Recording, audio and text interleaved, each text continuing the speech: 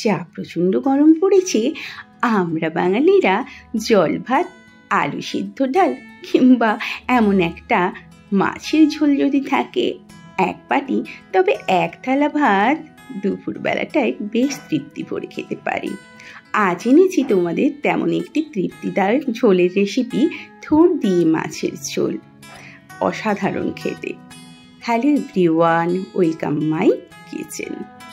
এই রেসিপিটার জন্য আমি এখানে থোড়গুলোকে এইভাবে কেটে নিয়েছি, একটু চাকা চাকা করে, তারপর মাঝখান থেকে কেটে নিয়েছি। তোমরা তোমাদের পছন্দ মতো স্লাইস করে নিতে পারো। আর আলুটাও কিন্তু আমি এভাবে সেমভাবে নিয়েছি, তোমরা এটাও তোমাদের পছন্দ মতো করে নিতে পারো। আমি এখানে নিয়েছি 3টে রুই মাছের পিস। তোমরা এটা কাতলা মাছ কিংবা ছোট মাছও বানিয়ে দেখতে পারো। আমি কিন্তু দেখেছিলাম বাটা মাছে বানিয়ে, সেটাও কিন্তু অসাধারণ খেতে হয়েছিল। মাছের মধ্যে অল্প একটু নুন আর হলুদ দিয়ে বেশ ভালো করে মাছের গায়ে মেখে নিচ্ছি, যাতে মাছের মধ্যে খুব ভালো করে নুন আর হলুদটা পুশ হয়ে যায়। এরপর এটাকে আমি 5 মিনিট মতো ম্যারিনেশন করে রেখে দিচ্ছি।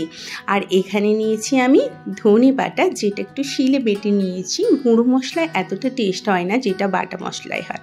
এটা পেঁয়াজ বাটা, এটা অপশনাল, আদা বাটা, আর নিয়েছি জিরে বাটা বেশ খানিকটা। তোমরা কিন্তু পেঁয়াজটা স্কিপও করতে পারো। এবার কড়ার মধ্যে ভালো করে তেলটা গরম করে নিয়ে মাছগুলো আমি ভেজে নিচ্ছি। এই সময় বলে রাখি, তোমরা কে কোথায় থেকে দেখছো সেটা কিন্তু আমাকে জানিয়ে যেতে ভুলো না, ইউটিউব থেকে না ফেসবুক পেজ থেকে। আর যদি ভালো লাগে আমার এই রেসিপিটা কমেন্ট করে জানিয়ে যেতে ভুলো না কেমন লাগলো, সাথে লাইক শেয়ার অবশ্যই করে দিও।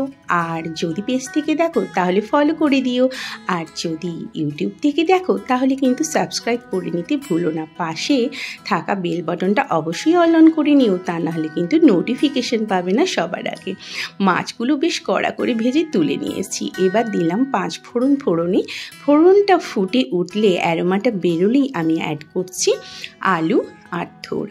এবার মনে রাখো, যখন থোড়টা দেবে তার আগে কিন্তু ফ্লেমটা ভীষণ হাই করে নেবে, তা না হলে থোড় থেকে জল বেরিয়ে যাবে, আর থোড়টাকে একটু হালকা করেও কষাতে পারবে না জল বেরিয়ে যাওয়ার জন্য।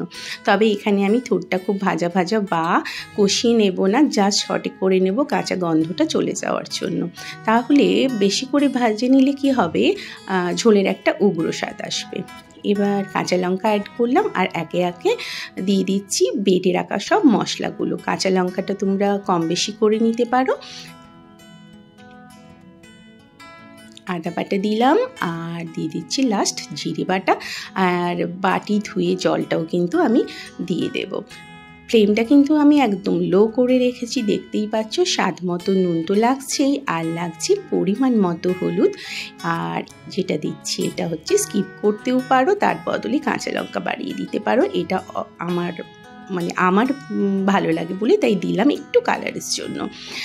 আর কষানোর সময় মনে রেখো, ফ্লেমটা কিন্তু স্লো থাকলেই বেশি, একদম লো থাকলেই বেশি ভালো হয়, যাতে মশলাটা একদম না ভাজা হয়ে যায়। ভাজা হয়ে গেলেই ঝোলটার একটা উগ্র স্বাদ ছাড়বে। এবার পরিমাণ মতো জল দিয়ে দিলাম, যে যেমন ঝোলের থিকনেসটা চাইবে সেরকম। তারপর ভালো করে এটাকে গুলে নিচ্ছি। ওপর থেকে অ্যাড করছি একটা টমেটো কুচি, তারপর 5 মিনিটস ঢেকে দিচ্ছি। টমেটো কুচিটা কিন্তু আগে কষিয়ে নিলে ঝোলটা কিন্তু উগ্র হয়ে যেত। এই যে মশলা দেওয়ার যে কেরামতি, এগুলো কিন্তু ডিপেন্ড করে রান্নার স্বাদ।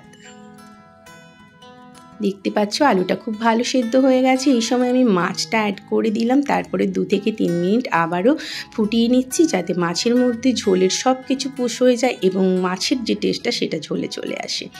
এবার ফ্লেমটা অফ করে দিলাম।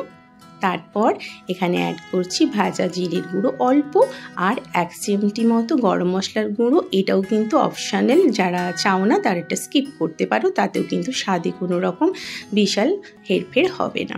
এরপর আমি প্রায় 2 থেকে 3 মিনিট রেস্ট টাইম দিলাম, তারপর পরিবেশন করে দিচ্ছি থোড় দিয়ে মাছের ঝোল। ভীষণ তৃপ্তিদায়ক। Please try and reply.